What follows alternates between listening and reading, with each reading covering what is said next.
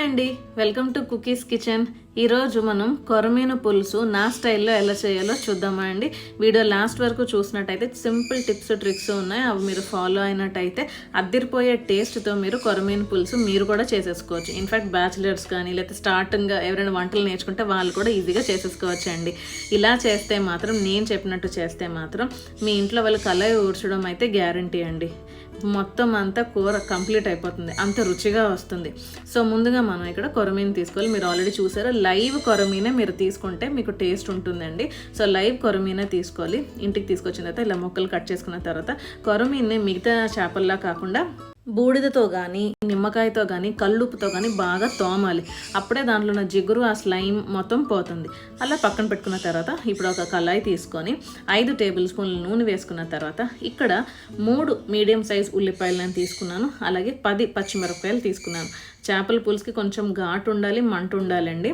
So అలా ఉల్లిపాయలు వేసుకున్న తర్వాత గోల్డెన్ బ్రౌన్ కలర్లోకి వచ్చినంత వరకు మనం ఫ్రై చేసుకోవాలి.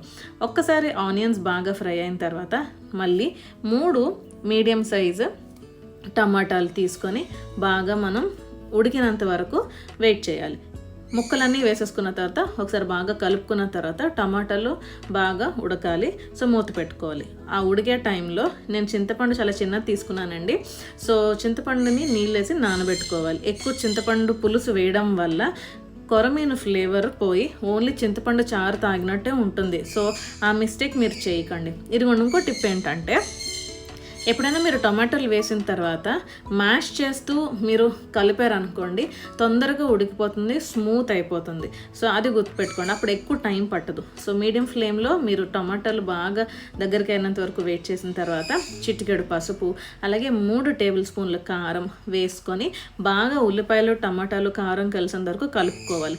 ఈ టైంలో ఫ్లేమ్స్ లోలో పెట్టుకోండి, లేకపోతే సిమ్లో పెట్టుకోండి, లేకపోతే అడుగు పట్టే ఛాన్స్ ఉంది. తర్వాత ఉప్పు వేసుకున్న తర్వాత మళ్ళీ ఒకసారి కలుపుకొని చక్కగా మూత పెట్టుకొని కొంచెం ఉడకనివ్వాలన్నమాట.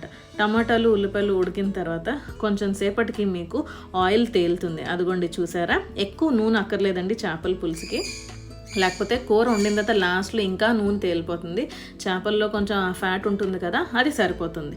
సో ఇలా మనకు ఆయిల్ తేలిన తర్వాత పెద్ద గ్లాస్తో 1.5 గ్లాస్ నీళ్ళు వేసుకోవాలండి.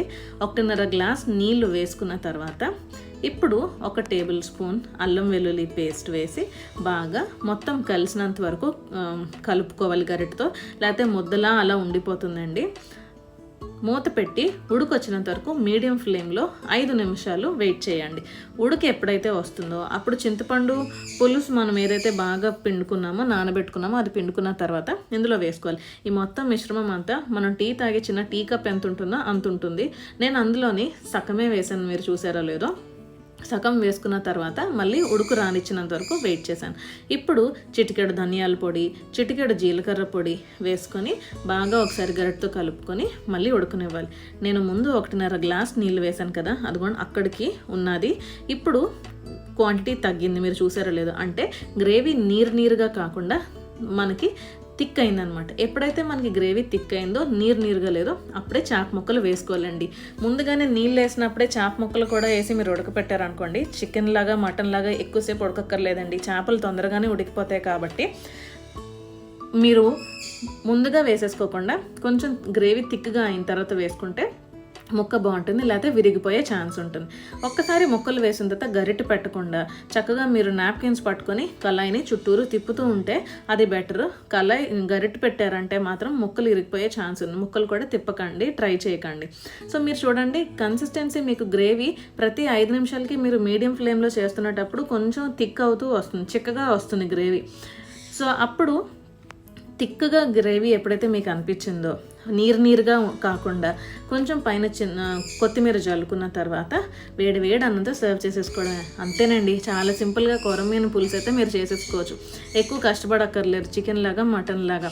సో ఇదే ప్రాసెస్ మీరు మిగిలిన చేపలతో కూడా ట్రై చేయండి, అద్దరిపోయే టేస్ట్ అయితే వస్తుంది. అన్నట్టు ఛానల్ సబ్స్క్రైబ్ చేసుకోవడం మర్చిపోకండి. నచ్చితే like, share, comment. Thank you so much.